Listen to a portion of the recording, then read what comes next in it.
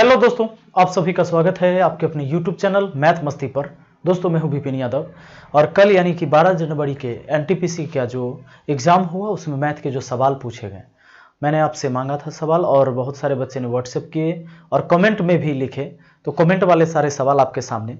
हो सकता है कि जो बच्चे लिखे हैं उसमें थोड़ी सी त्रुटियां कहीं कहीं हो सकती है, लेकिन मैं कोशिश करूंगा उसको सुधार कर काम करने का। ठीक है, तो डायरेक्ट मैं आज कमेंट ही लेकर आया हूं। बढ़ेंगे। सबसे पहले एक हमारे स्टूडेंट ने ये कमेंट किया कि भाई सर ऐसा सवाल पूछा गया, लेकिन इस सवाल में थोड़ा सा चेंजिंग होगा। पहला सवाल कहता है कि दो वृत्त की त्रिज्या, हालांकि इसके बारे में हम फुल एनालिसिस करेंगे, पूरा एनालिसिस करेंगे कि क्वेश्चन कैसे होगा। दो वृत्त की त्रिज्या 4.5 सेंटीमीटर व 3.5 सेंटीमीटर है। एक वृत्त पर बिंदु R से स्पर्श रेखा की लंबाई 6 सेंटीमीटर है, तो केंद्र के बीच की दूरी ज्ञात करें। ये सवाल रहा होगा कैसे, ये देखिए, ये टूटा फूटा अंदाज में उनको याद है। सवाल है कि दो वृत्त है और दो वृत्त में क्या है ना, दो वृत्त में ये दो वृत्त और जिनकी त्रिज्या 4.5 और 3.5 है। मान लेते हैं ये बड़ा वाला वृत्त और इस बड़े का R का मान हो गया आपका 4.5 और इसका छोटा वृत्त की त्रिज्या स्मॉल r से और स्मॉल r का मान 3.5 कर लिया। ठीक, अब इसके केंद्र के बीच की दूरी पूछा है, मान लो इसको A और इसके केंद्र को B। केंद्र के बीच की दूरी पूछा है, जबकि दिया है इसके स्पर्श रेखा की लंबाई 6 सेंटीमीटर। तो दो तरीके से सवाल हो सकता है दोस्तों।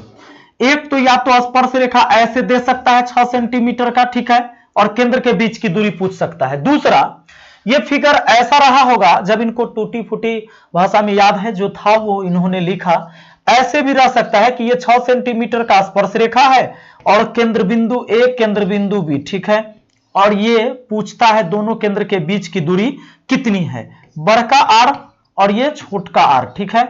अब चलिए, तो ऐसा भी हो सकता है और ऐसा भी हो सकता है। ये भी स्पर्श रेखा है, ये भी तिरछा स्पर्श रेखा, ऐसी सीधा स्पर्श रेखा हो गया, सरल है ना। तब आप सुन लीजिए, कंडीशन आपके सामने ऐसा रहा होगा या ऐसा रहा होगा। तो अगर ऐसा है तब सवाल कैसा बनेगा, ये देखिए, सीधा है तो स्पर्श रेखा की लंबाई, ये स्पर्श रेखा की लंबाई जो है, यहां ध्यान देंगे, स्पर्श रेखा, ये फॉर्मूला जान लीजिए दोनों कंडीशन के लिए, यही दो कंडीशन से सवाल होगा। स्पर्श रेखा की लंबाई जो होगा, स्पर्श रेखा, ये रूट अंडर केंद्र है ए बी ना, केंद्र के बीच की दूरी ए बी का स्क्वायर, सीधा गया है तो माइनस से रख दीजिए, बड़का आर माइनस छोटका आर के अंतर का स्क्वायर, यानी बड़का आर और छोटका आर के अंतर का स्क्वायर।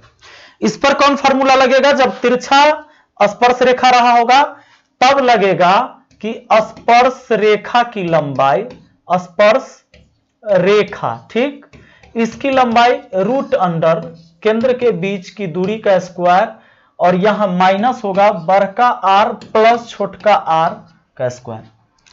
तो हम क्या करेंगे, हम दोनों पर बना देते हैं, आपके सामने कैसा रहा होगा ये आप समझिए। स्पर्श रेखा की लंबाई दिया हुआ है 6, तो 6 का यहां 6 रख देंगे, 6 रख दिए, बराबर देखो ए बी स्क्वायर, अच्छा ये रूट हटा के इधर स्क्वायर चढ़ा सकते हैं, चढ़ा दिया।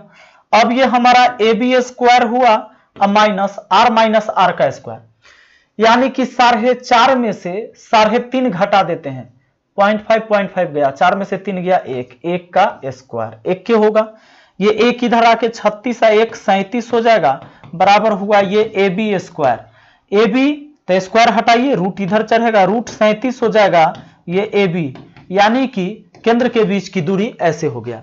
लेकिन अगर ये तिरछा स्पर्श रेखा रहा होगा तब क्या हो जाएगा, ये देखिए, स्पर्श रेखा, तो यहां 6 रखेंगे, रूट हटाएंगे, इधर स्क्वायर चढ़ जाएगा, ये ए बी स्क्वायर हुआ माइनस आर प्लस आर का स्क्वायर, तो 3.5 और 4.5 जोड़िए, तो लीजिए 4 और 3 7 और 5 5 10 1 8, यहां 8 हो गया, 8 का स्क्वायर, ठीक है, 8 का स्क्वायर, 8 के स्क्वायर इधर आ गया 64 और 36, 100 हुआ, जबकि 100 और इधर है ए बी, तो स्क्वायर हटाइए तो रूट चढ़ाइए, अब 100 का वर्गमूल हुआ 10 और ये हो गया ए बी, ठीक है ना। तो केंद्र के बीच की दूरी कितना हो गई, 10 सेंटीमीटर। मुझे उम्मीद है कि आपको ऐसा सवाल दिया होगा, ये तिरछा स्पर्श रेखा दिया होगा, और अगर ऐसे देता है सरल सीधा स्पर्श रेखा तो आप इस फार्मूला को बना लेते। ठीक है, चलिए बढ़ते हैं अगले सवाल पर। डायरेक्ट हम आज आपके कमेंट को ही लेकर आए हैं। इसी स्टूडेंट ने एक और सवाल दिया, दूसरा सवाल, राज की एक कार की कीमत यहां पर दिया हुआ है 1,50,000 है। राज ने 5% लाभ पर दिलीप को बेच दिया। दिलीप ने 2% की हानि पर पुनः राज को बेच दी। राज का कुल लाभ या हानि ज्ञात करिए। माने राज को कितना लाभ या हानि हुआ यह पूछा है हम लोगों से। सुनिए, राज जो है 1,50,000 का कार 5% लाभ पर बेच दिया।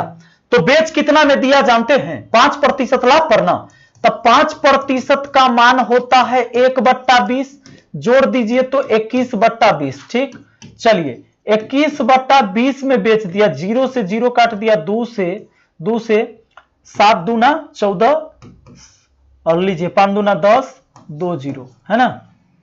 ये 7500 गुना 21 कर दीजिए तो ये हो जाता है आपका 57,500 रुपया। ठीक है, ये 2 0 आ गया, 21 5 105 हासिल 10 और 21 सत्ते 21 5 हो गया, 21 सत्ते हो जाता है कितना? 57,000, 1,57,000 हो जाएगा ना, 1,57,500 हो गया, 1,57,500 रुपया में बेच दिया गया। ठीक है, अब देखिए राज ने क्या किया है? राज किसके हाथे बेच रहा है? राज ने दिलीप के हाथे। राज ने ये दिलीप के हाथे इसको बेच दिया कितना में? इसको बेच दिया 1,57,500 में। लेकिन हुआ क्या? दिलीप ने बेचारा 2% हानि सह के इसको दे दिया, 2% हानि सह के दे दिया। इसका मतलब क्या जानते हैं? कि ये जो है 1,57,000 रुपए का 1,57,000 में खरीदा, 2% हानि पर दे दिया। इसका मतलब 98% लेकर दे दिया नहीं, तो प्रतिशत से 2 0 काटिए, इसको काटिएगा तो 54,350 रुपया आता है, 1,54,350। ठीक, अब ये इसको दे देता है पुनः कितना में जानते हैं? 1,54,350 रुपया में लिया। इतना में 1,57,500 में दे दिया 1,54,350 में। तो यही जो अंतर आएगा वही ना इसको लाभ मिल गया। तो कितना? 0 10 में से 5 गया 5, 5 में से 3 गया, ये सॉरी 4 में से 3 गया तो कितना हुआ? 1, 4 में से 3 गया 1, 7 में से 4 गया 3, 15 से 15 बात खत्म। यानी 3,150 रुपया का लाभ कमा लेता है। 3,150 रुपया का लाभ कौन कमा लेता है? ये राज। ठीक है, चलिए आगे बढ़ते हैं, अगला सवाल को देखिए जरा। अगला सवाल है इनका, और ये सवाल कई बच्चों ने तीसरा सवाल, ये सवाल कई बच्चों ने हमें कमेंट करके बताया है। यहां पर कहता है एक किसी काम का 25% भाग 10 दिन में, तो 100% 40 दिन में, 25% कितना दिन में? 10 दिन में, तब पूरा 100% यानी पूरा काम होगा 10 चौके 40 दिन में। कहता है बी 40% भाग 40 दिन में। सुनिए, 40% भाग 40 दिन में, तो 100% भाग 100 दिन में, यानी बी करेगा पूरा काम कितना दिन में? 100 दिन में। और सी 1/3 भाग 13 दिन में। सी जो है ना 1/3 भाग काम कितना दिन में? 13 दिन में, तब पूरा काम 13 तिहाई 39 दिन में। सी पूरा काम कर देता है कितना दिन में? 39 दिन में। अब कहता है सबसे जल्दी कौन काम पूरा करेगा? सबसे जल्दी 39 दिन ले रहा है कौन? सी। तो आपका आंसर होगा कि सी करेगा। सी सबसे जल्दी पूरा काम कौन करेगा भैया? तो सी करेगा। ठीक है, आगे आ जाइए। हां, ऐसा सवाल ऐसे करके पूछ देता है कि तीनों मिलकर कितना दिन में करेगा, ऐसा भी पूछ सकता था। ठीक है, चलिए तो वो आप जानते हैं। एक हमारे भाई ने कमेंट किया कि सर क्वेश्चन पूछा था कि 19 के फैक्टोरियल में कितने जीरो होंगे, यानी कि फैक्टोरियल 19 में जीरो की संख्या बताना है। जीरो की संख्या क्या होगी यह बताना है, ध्यान दीजिएगा। तो जीरो की संख्या बतानी है। देखिए, जीरो की संख्या के लिए हम स्पेशल वीडियो डाल रखे हैं। जीरो की संख्या जब भी फैक्टोरियल वाला सवाल होता है तो हम 5 की संख्या ही निकालते हैं, और जितना 5 होगा उतना ही जीरो होगा। यानी कि number of 5 equal to number of zero होता है। सुनिएगा, तो नंबर ऑफ 5 निकाल लीजिए। नंबर ऑफ 5 निकालने के लिए क्या करना होगा जानते हैं? इसके लिए जो संख्या दिया है ना उसमें 5 से पहले भाग दीजिए। तो 5 चौके कितना 20, तो 4 बार ही नहीं लगेगा, कितना बार लगेगा 5 3 15, 3 दशमलव कुछ, भागफल के पूर्णांक भाग को लिखिए दशमलव वाला को ना, यानी 5 के संख्या 3 बार हुआ। नंबर ऑफ 5 निकल के आया कितना 3, तो याद रहे यही number of 5 equal to number of 0। 5 के संख्या 3 आया है इसलिए 0 की संख्या 3 होगा। और फैक्टोरियल होना इसका मतलब हुआ 1 गुना 2 गुना 3 गुना dot dot dot dot dot गुना 19 तक। इनको अगर गुना करोगे आप तो अंतिम में 3 जीरो पाओगे। गुना करने के बाद 1 से 19 तक के संख्या को गुना करो, अंतिम में 3 जीरो आपको मिलेगा। ठीक है, आइए सवाल है अपने सामने ये 5वां, और कहता है दो समरूप त्रिभुज एबीसी एवं त्रिभुज डीईएफ है। यदि AB बराबर 12.5 सेंटीमीटर है, D बराबर 10 सेंटीमीटर है, तो दोनों त्रिभुज के भुजा का अनुपात बताइए।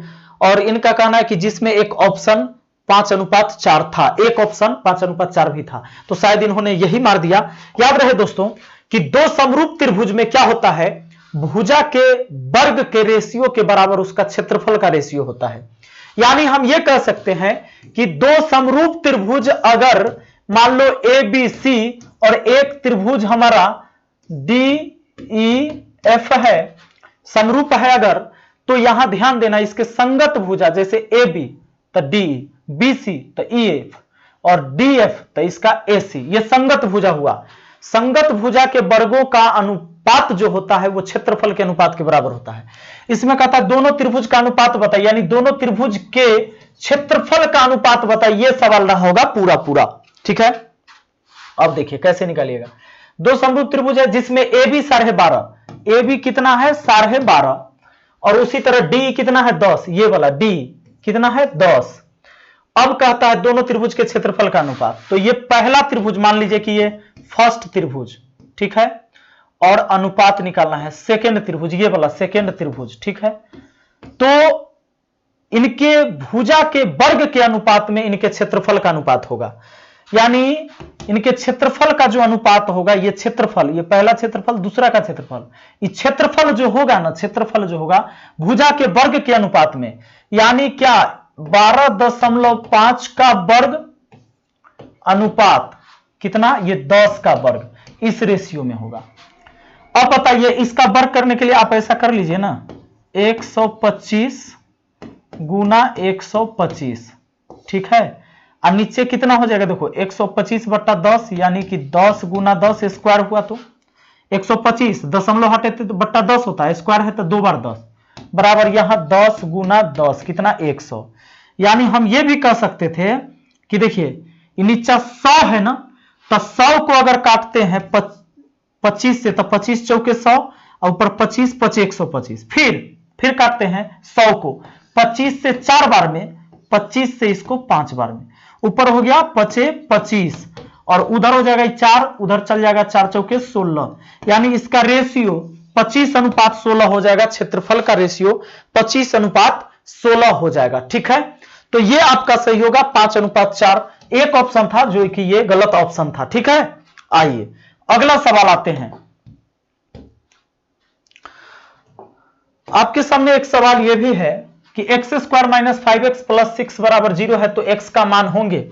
तो इन्होंने कहा कि माई आंसर 2 व 3 एक ही ऑप्शन में, हाँ 2 और 3 करके दिया होगा, और एक ही ऑप्शन में आपने सही मारा है, क्योंकि यहां रखते हैं 2 या 3 तो 0 हो जाएगा, 2 रखेंगे तो 2 का स्क्वायर 4 माइनस यहां 2 रखेंगे तो 5 दूना 10, आइए प्लस 6 तो बराबर 0 हो जाएगा, क्योंकि 6 4 10, 10 में से 10 गया 0। दूसरी चीज ये 3 रखते हैं तो 3 का स्क्वायर 9 माइनस यहां 3 रखते हैं तो 3 5 हो जाता है 15, और ये प्लस है 6 तो बराबर हो जाएगा 0, क्योंकि 6 और 9 15, 15 में से 15 गया तो 0। तो ये बिल्कुल सही आंसर है।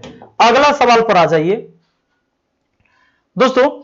इस सवाल में, ये सवाल कई लोग ने लिखा, और कहीं 20 लिखा, कहीं 30 लिखा इसमें, और यहां जो x माइनस वाई पूछा है, तो यहां पर क्या होना चाहिए, ये आप गलत लिखे हैं, यहां पर आपसे प्लस रहता, ठीक है, तब ये सवाल बनता टोटल कितना जानते हैं कि cos 3x माइनस 20 डिग्री बराबर साइन कितना 20 प्लस 3y, तो x माइनस वाई का मान क्या होगा?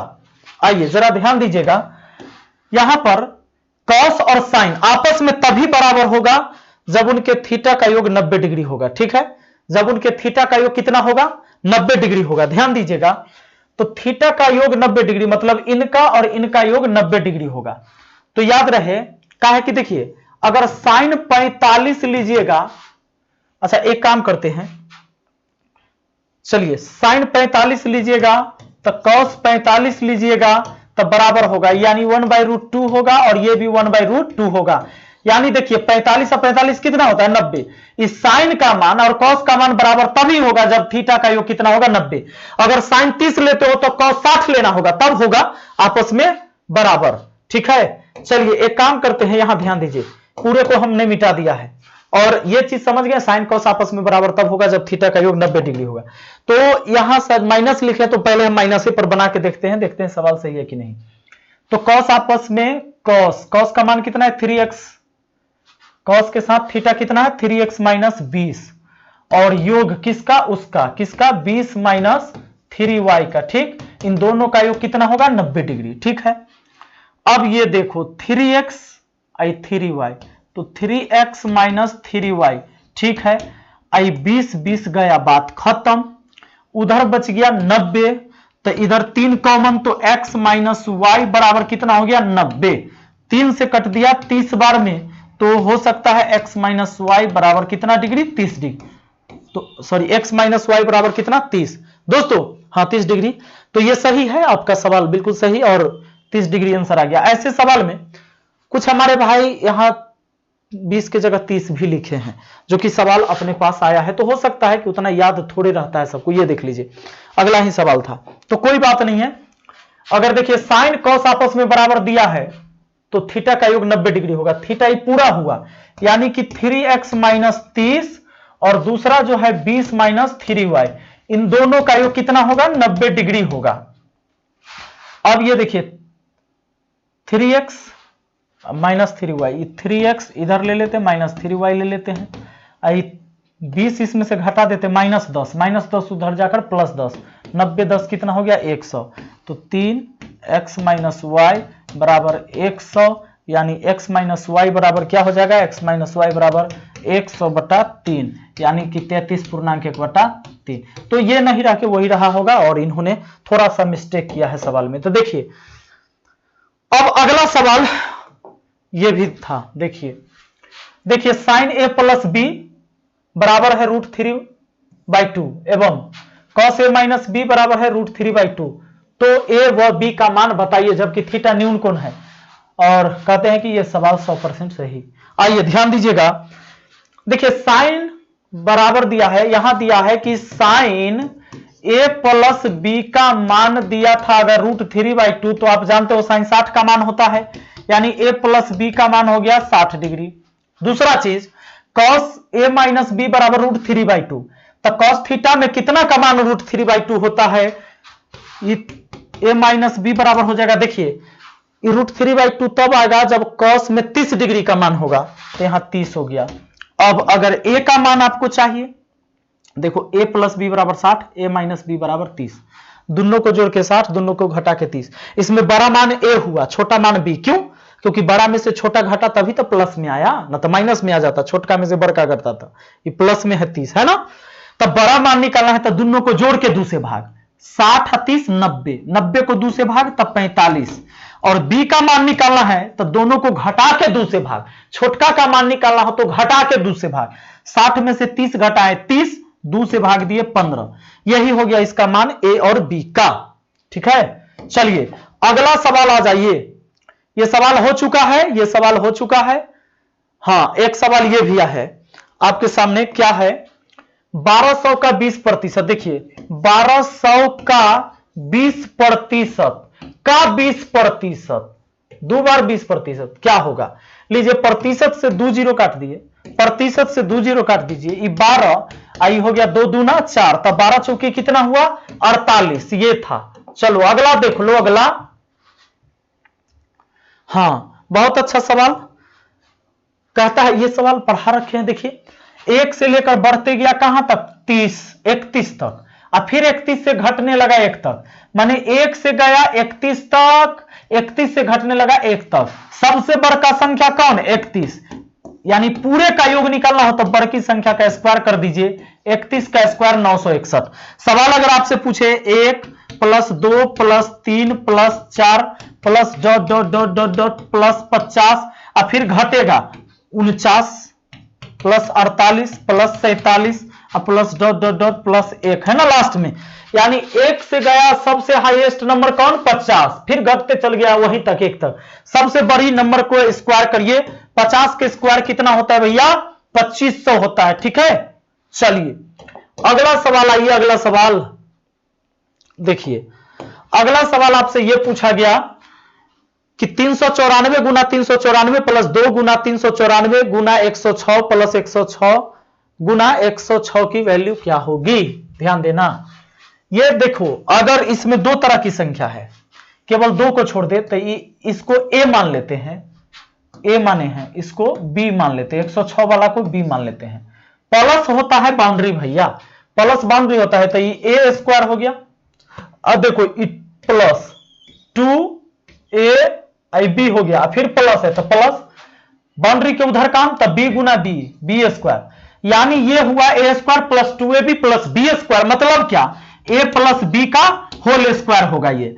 इसका मतलब a का मान हमने ले लिया 394 प्लस b स्क्वायर मतलब b का मतलब 106, इसका स्क्वायर करेंगे, जोड़ेंगे 300 100 494 6 100 और, यानी 500 हुआ कि 500 का स्क्वायर करना है, नहीं 300 100 400 94 6 100, यानी 500 का स्क्वायर। 5 के स्क्वायर कितना? 25, 5 के स्क्वायर कितना? 25। भैया 2 जीरो है तो 4 जीरो आवेगा, यही हो गया आपका आंसर। ठीक है, चलिए अगला सवाल आइए। हाँ, इस सवाल में थोड़ा सा गड़बड़ी है। देखिए इन्होंने जो टाइप किया ना, ये गड़बड़ किया, हालांकि इसका एक और स्टूडेंट ने जो टाइप किया यही सवाल सही हो गया। जैसे क्वेश्चन क्या था, 3 वर्ष में किसी धनराशि पर 60% बढ़ोतरी होती है, उसी राशि पर 6% के दर से चक्रवृद्धि ब्याज क्या होगी? इसमें यह रहना चाहिए था ना कि 60% बढ़ोतरी, ऐसे नहीं। ये देखिए सवाल, इसका ओरिजिनल सवाल कहां है, आगे मैं अभी आपको बताता हूं। वो साधारण ब्याज दिया था, चक्रवृद्धि ब्याज पूछा था, यह सवाल हो चुका है। हाँ, एक सवाल ये कर लेते हैं, फिर वो साधारण ब्याज चक्रवृद्धि ब्याज वाला करेंगे। यहां दिया कि x अनुपात y 3:4, फिर y अनुपात z 5:7, तो y लिखा हुआ है तो y लिख दीजिए 5 और z का मान 7, तो यहां z लिख लीजिए, अनुपात दे दीजिए। सबको गुना करिए, दो दो को का, 4 सत्ते 28 अनुपात दे लीजिए, फिर 4 पचे यहां गुना किए, 4 सत्ते 28, फिर 4 पचे 20 और फिर देखिए कोना कोनी 3 पचे 15, ये रेशियो 15 20 28 यही रेशियो है आपका। ठीक है, चलिए अगला सवाल आइए। ये 19 फैक्टोरियल वाला हो चुका। अब देखिए, हाँ ये भी हो चुका है। देखिए एक किसी काम का 25% भाग 10 दिन में, अभी बताए थे ना थोड़ा देर पहले, 25% 10 दिन में, 25% काम, अगर वो 25% काम करता है 10 दिन में भैया, इसका मतलब पूरा काम होगा 25%, 4 गुना यानी 10 चौके 40 दिन। उसके बाद बी 40% भाग 40 दिन में, यानी बी पूरा काम करता होगा 100 दिन में। 40% 40 दिन में तो 1% 1 दिन में, 100% 100 दिन में। और सी 1/3 भाग करता है 13 दिन में, तो पूरा काम 13 39 दिन में। तो सबसे कम टाइम किसको लगता है? सी को। यही सवाल पूछा था इसमें, नहीं ये सवाल हम करा दिए थे अभी। अब ये देख लीजिए, एक सवाल ये भी है आपके सामने। सवाल ये आया कि a प्लस, देखो a प्लस y बराबर 60 और a माइनस y बराबर कितना 30, तब a और b का मान अलग अलग बताना है। तो देखो a का मान निकालने के लिए ना, बड़का में से छोटका घटा तभी प्लस में आया, इसका मतलब बड़का का मान दोनों को जोड़ के दूसरे भाग, 60 30 90, 90 को दूसरे भाग 45। ऐसा एक सवाल भी पीछे बनाए थे। छोटका यहां पर क्या है? y है, हो सकता है वहां पर a और b रहा होगा, इन्होंने y लिख दिया। 60 में से 30 घटाइए 30, 30 को दूसरे भाग 15। ठीक, अगला सवाल आइए। देखो इस सवाल में थोड़ा सा शक है। cos x प्लस y बराबर 1/2 दिया है, तो यहां पूछेगा कि sin x प्लस y का मान क्या होगा, कि cos x माइनस y नहीं, cos x प्लस वाई बराबर 1/2। तो cos में कितना डिग्री का मान 1/2 होता है? आप कहिएगा 30 नहीं 60 डिग्री का, 60 डिग्री का। तो बस साइन x प्लस वाई है तो यहां 60 डिग्री रख दीजिए, x प्लस वाई का मान पता है, साइन 60 का मान होता है √3/2। ये हो जाएगा आपके इस सवाल का जवाब। ठीक, चलिए अगला सवाल आ जाइए। हाँ, इस सवाल में देखिए, इसमें क्या है,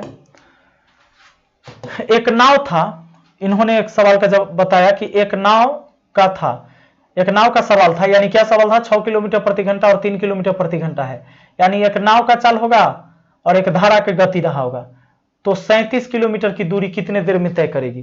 तब आपको यह भी पता होगा कि धारा के दिशा में नाव को तय करना था या धारा के विरुद्ध, तो यही दो कंडीशन होगा। तो अगर मान लीजिए 37 किलोमीटर रहे या 36 रहे, कुछ भी रहे, तो इस 37 किलोमीटर अगर धारा के दिशा में जाना है, एक यहां पर नाव का चाल दिया होगा वेलोसिटी ऑफ बोट, और एक 3 जो दिया होगा स्ट्रीम यानी धारा की गति।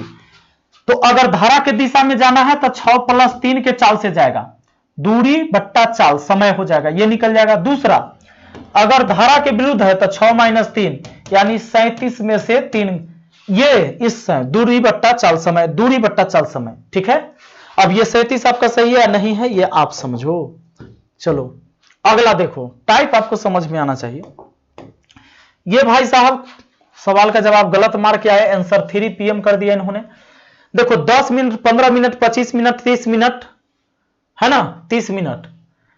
पहली बार 10 AM पर मिले तो फिर कब कितने बजे मिलेंगे। सवाल एलसी में सेव कर रहा होगा, और सवाल यह रहा होगा कि 3 व्यक्ति जो है ना, और मान लो कि किसी वृत्ताकार पथ पर दौड़ लगा रहा है और वो मिल रहा है 10 मिनट पर मिल रहा है, 10 मिनट पर आ जा रहा है एक बार, 15 मिनट पर, 25 मिनट पर और 30 मिनट पर अलग अलग व्यक्ति रहा होगा।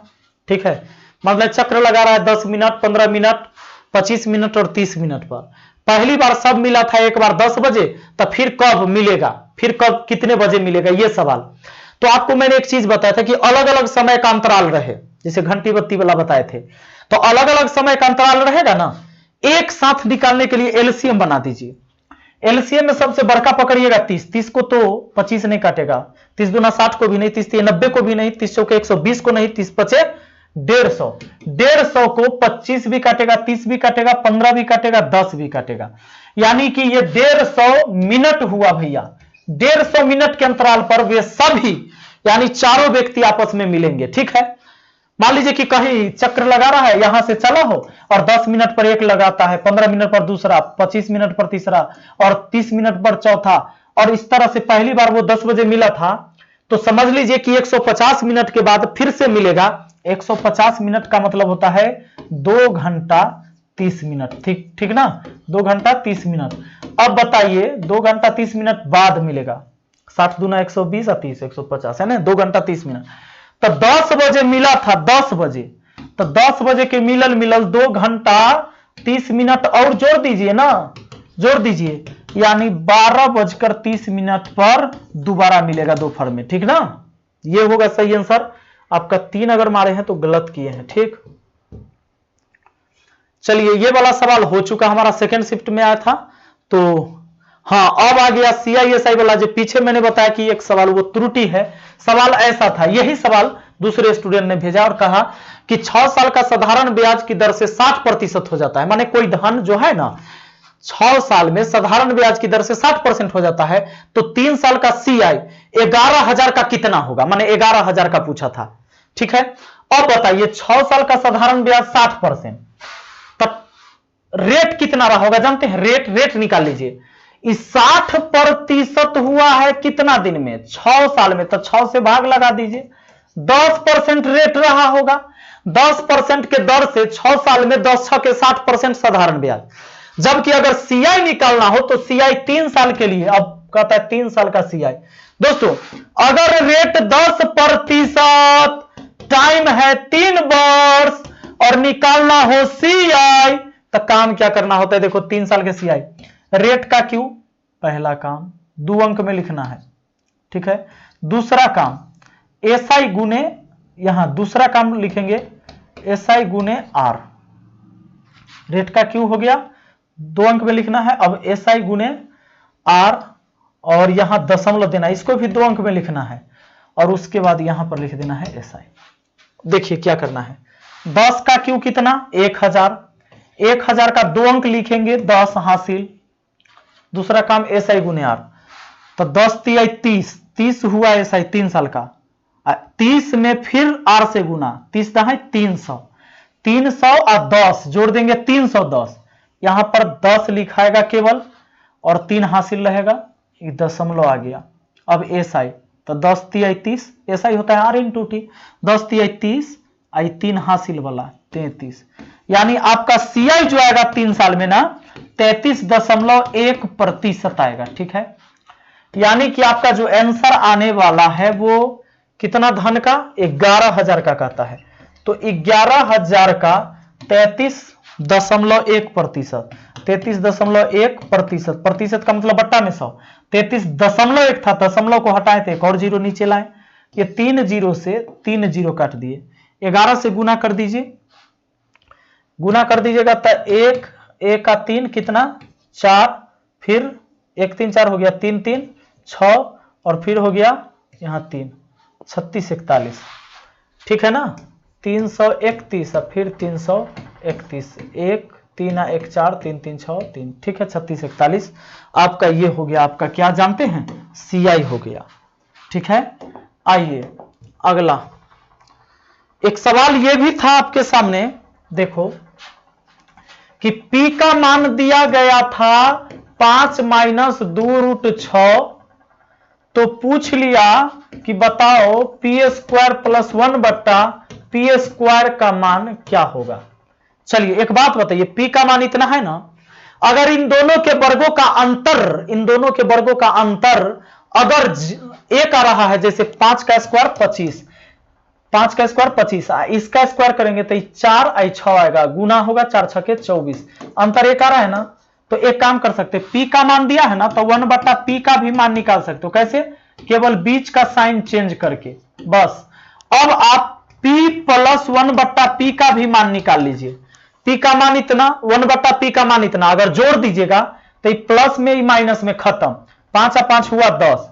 अब अलजेब्रा में आप ऐसा पढ़ चुके हैं कि अगर P + 1/P का मान 10 है, तो P² + 1/P का स्क्वायर निकालने के लिए बड़ा सिंपल काम है, 10 का स्क्वायर करना है और प्लस में है तो 2 घटा देना है, 10 का स्क्वायर 100, 100 में से 2 चला जाएगा तो 98 आ जाएगा, और 98 इन्होंने आंसर किया था, तो बिल्कुल सही आंसर आपने किया है। ठीक है, चलिए यह है हमारे राजेश कुमार। आइए भैया राजेश जी, अगला सवाल।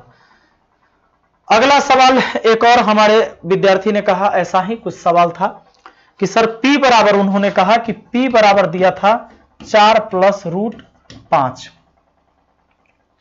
था, और P का स्क्वायर यानी P का स्क्वायर प्लस 1/1/P² क्या होगा, ये पूछा था।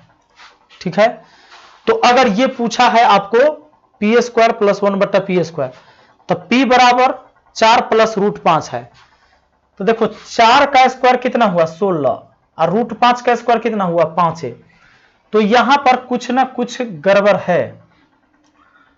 अगर 5 है, 4 का स्क्वायर 16, 5 3 15, यहां 3 रहा हो नहीं,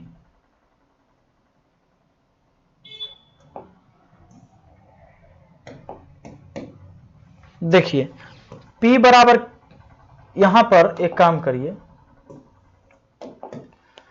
1/P का मान अगर लाना है हमें, तो 1/4 - √4 + √5, नीचे से ऊपर भेजेंगे तो 4 - √5 हो जाएगा, नीचे में वर्गों का अंतर, ये हुआ 16 और 16 में से 5 चला जाएगा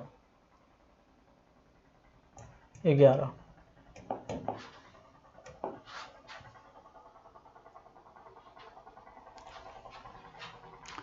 तो चलिए दोस्तों, आज की वीडियो को यहीं तक रहने देते हैं, अब मिलते हैं फिर हम आपसे अगली वीडियो में, यानी कि 13 जनवरी का मैथ लेकर। ठीक है, thank you, best of luck.